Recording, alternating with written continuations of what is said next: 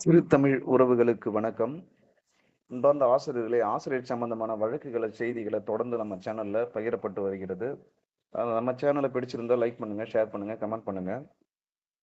இன்னைக்கு நம்ம எதை பத்தி பார்க்க போறோம்னு கேட்டா, இந்த தற்காலிக ஆசிரியர் அவர்களை பத்தி தான் இந்த காணொளியில பார்க்க போறோம். வாங்க நம்ம காணொளிக்குள்ளார போகலாம். கடந்த 2 ஆண்டுகளாக பள்ளி கல்வித்துறையில பள்ளிகள் இயங்குவதற்கு முழுமையாக இருந்தவர்கள் யார் என்றால், குறிப்பா வட மாவட்டங்கள்ல சொல்லலாம். இந்த தற்காலிக ஆசிரியர்கள் தான்.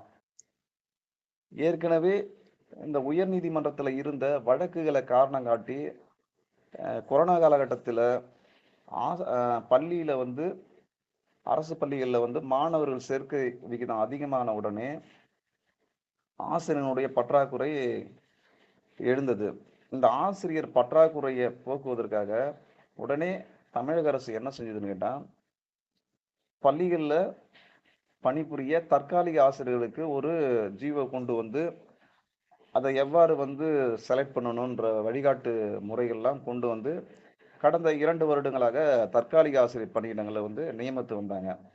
ஆனா இப்ப இதற்கு எதிராக கோர்ட்ல வழக்குகளை தொடும்போது தற்காலிக ஆசிரியர் பணி நியமனங்களை செய்யக்கூடாதுன்னு அதற்கு எதிராகவே ஒரு கண்டெம்ட் வழக்கே வரும்போது இந்த வருடம் இது குறித்து பள்ளி கல்வித்துறையில எந்த ஒரு உத்தரவும் வரல. அதனால இப்போ போட்டித் தேர்வு வச்சு அவங்க பணி நியமனம் செய்வதற்கு அதுக்கான விரைவான ஏற்பாடுகள் ஆசிரியர் தேர்வு வாரியத்திலிருந்து செயல்பட்டாலும், மேலும் இந்த நியமன தேர்வுல உள்ள மதிப்பெண் குளறுபடிகள் போன்ற ஏற்கனவே இந்த நியமன தேர்வுக்கு எதிராக வழக்குகள் போன்ற வழக்குகள்லாம் உயர்நீதிமன்றத்துல நிலுவையில் இருக்கு. அதனால அவங்க தர்ம சங்கடமான ஒரு சூழ்நிலை ஏற்பட்டுள்ளது அரசுக்கு. தற்காலிக ஆசிரியர் பணிகளும் நியமிக்க முடியல. என்கிட்ட கோர்ட் ஏற்கனவே அது குறித்து செய்யக்கூடாதுன்னு சொல்லிட்டு தான் இந்த நோட்டிஃபிகேஷனை விட்டு எக்ஸாம் நடத்துறாங்க. இந்த எக்ஸாமுக்கும் இப்போ எதிராக வழக்குகள் வரும்போது அரசு விழிப்புதுங்கி தான் உள்ளது.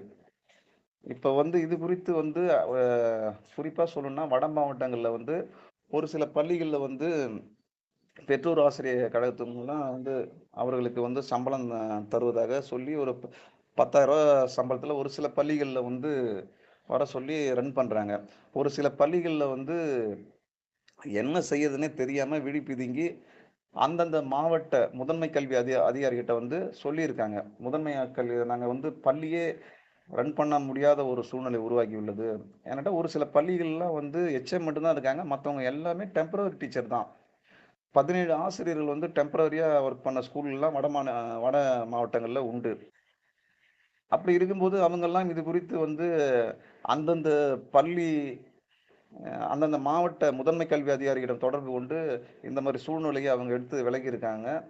அது குறித்து பள்ளி முதன்மை கல்வி பள்ளி கல்வி இயக்குநர்களை நாங்க பேசுறோம். இது குறித்து ஒரு 2-3 நாள் வெயிட் பண்ணுங்க. இது குறித்து அரசு தரப்புல இருந்து உத்தரவு வர வரைக்கும் கொஞ்சம் வெயிட் பண்ணுங்கன்னு தான் சொல்லியிருக்காங்க.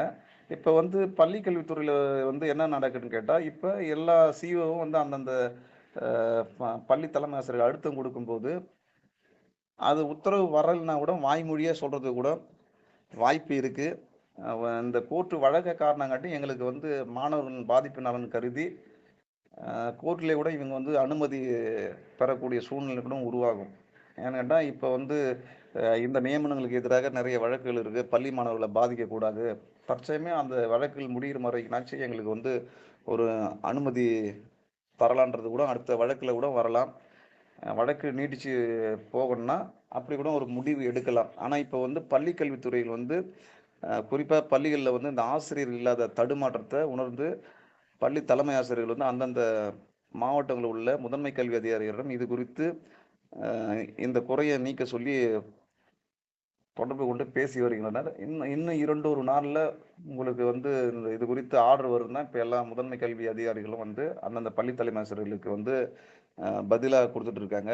பார்ப்போம். இந்த ஒரு வாரத்துல இந்த தற்காலிக ஆசிரியர் நிலை பற்றி அரசு தரப்பு என்ன முடிவு எடுக்க போறது தெரிய வரும். இதுவரைக்கும் இந்த தற்காலிக ஆசிரியர்கள் ஒர்க் பண்ணவங்க சில பேர் இந்த தற்காலிக ஆசிரியரையே பணிபுரிந்த போதுன்ற ஒரு மனநிலை கூட சில பேர் இதுல பயணிக்கிறாங்க. அந்த ஆசிரியர்கள்லாம் இது குறித்து இப்போ ரொம்ப மன உளைச்சல் இருக்காங்க.